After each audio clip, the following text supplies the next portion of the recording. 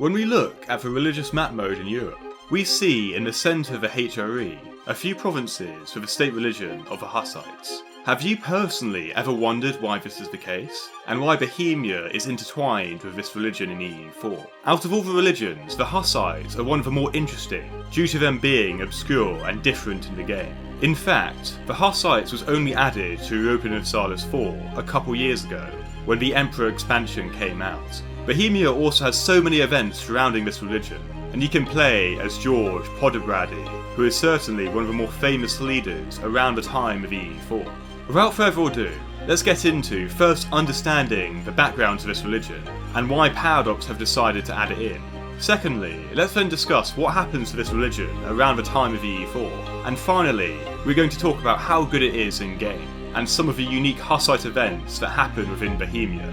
Also, we are only 12,000 subscribers away from our goal to do an own meetup at 100,000 subscribers, so make sure to click that button if you haven't already. So first, let's start with the origins of this religion. The beginnings of this religion began in the late 14th century. To give you some context during this time, the Catholic Church was incredibly wealthy. Hard-earning Catholics throughout Europe gave 10% of their income to the church, and this institution eventually owned 1/3 of the land in Western Europe. Because the church was considered independent, they did not have to pay the king any tax for their land.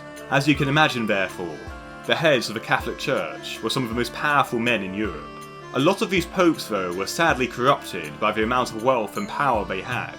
Pope Urban VI, who ruled between 1378 and 1389, complained that he did not hear enough screaming when cardinals who had conspired against him were tortured. Definitely not someone you'd want to hang out with. All these morally questionable things the top of the church did made many intelligent people at the time question the ethics of all this, and whether it was God's will to have this hierarchical, corrupt structure within the Catholic Church.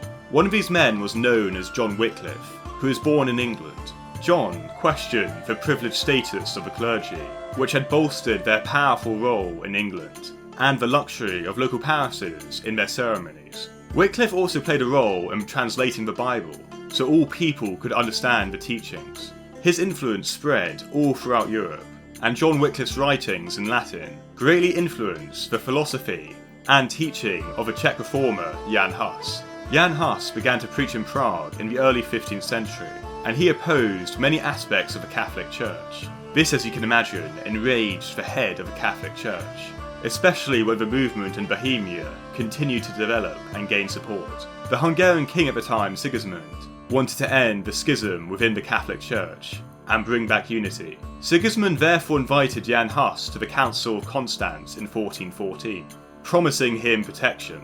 Unsurprisingly though, this promise was broken, and Jan Hus was imprisoned, only to be brutally burnt at the stake for being a heretic. This disappointed the supporters of Jan Hus, and they began to attack the Catholic places of worship within Bohemia. 4 years after Jan Hus's death, tensions boiled over within Bohemia, leading to the Hussite Wars. It's important to note the Hussites were not a unitary movement, but a diverse one with multiple factions that held different views and opposed each other. There are two factions I want to talk about. Firstly, we have the more radical Hussites, or the Taborites, and then we also have the more moderate Hussites, or the Eutropists. The moderate Hussites were willing to negotiate with the King of Bohemia, but in contrast, the radical Hussites wanted an all-out war. The Taborites were led by a Bohemian national hero known as Jan Žižka, who actually lost both his eyes, and he was initially very successful and defeated the Catholics in 1420. The Pope called a crusade upon the Hussites, but remarkably, Jan Žižka held them off at the Siege of Prague.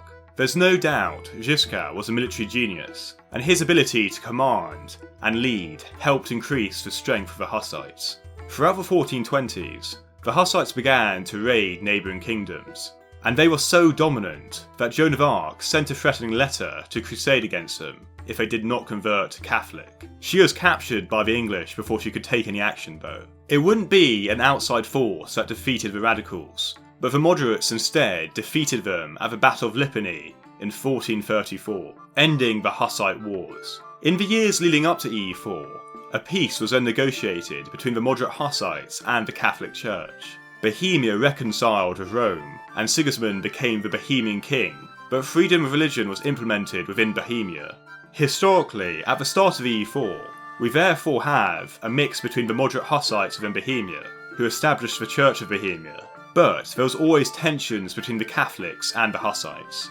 After the start date of EU4, historically, a Hussite king was chosen after the death of a pro-Roman Catholic, King Ladislaus, in 1458. He was known as George Podobrady, and had always had power within Bohemia since he was leader of the Utraquist faction.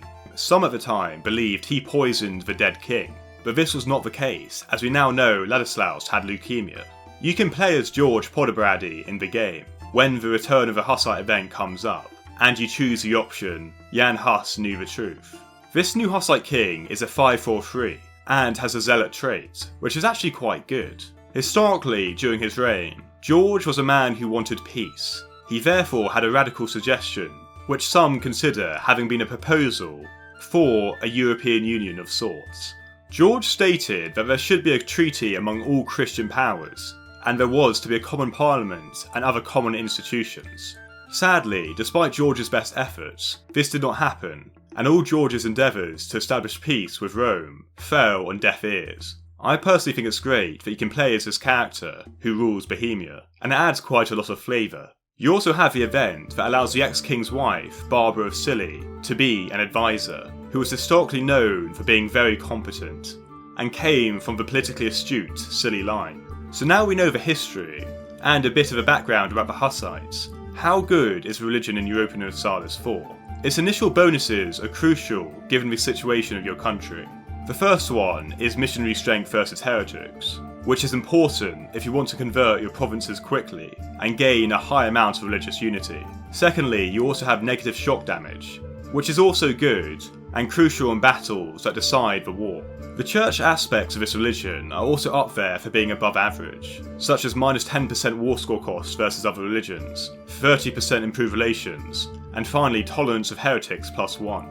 I feel that all these aspects gives you a strong starting foundation when you fight all the Catholic nations around you. Given the amount of depth this religion has, it's hard not to argue for at least trying to have a Hussite campaign with Bohemia, spreading the Hussite religion around the place. It should be noted though that historically, the Hussites aren't the only pre-schism movement, and in fact, there are a few different religions throughout Europe that had a problem with the Catholic Church. One of the more important ones is Bogomilism in Bosnia, which dominated the region. But you also have the much smaller movement of the Waldensians, who basically lived in the Alps during the time of EU4. I made a video on these non-represented religions in EU4, so go check it out after this video.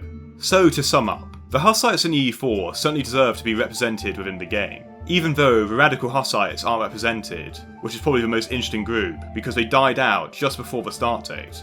I'm quite happy how in the end, this religion is in the game, and there's a lot of flavour to go with it. What do you guys think though? Are the Hussites one of your favourite religions? Or could it have more flavour? Let me know in the comments. Thank you for watching, make sure to subscribe, and I'll see you guys next time. Shout out to our Patreons: Shadow Singer, Jado52, Kargon, Flyerton, Henriki, Redguard76, and Xiaomi. Your support means a lot, guys.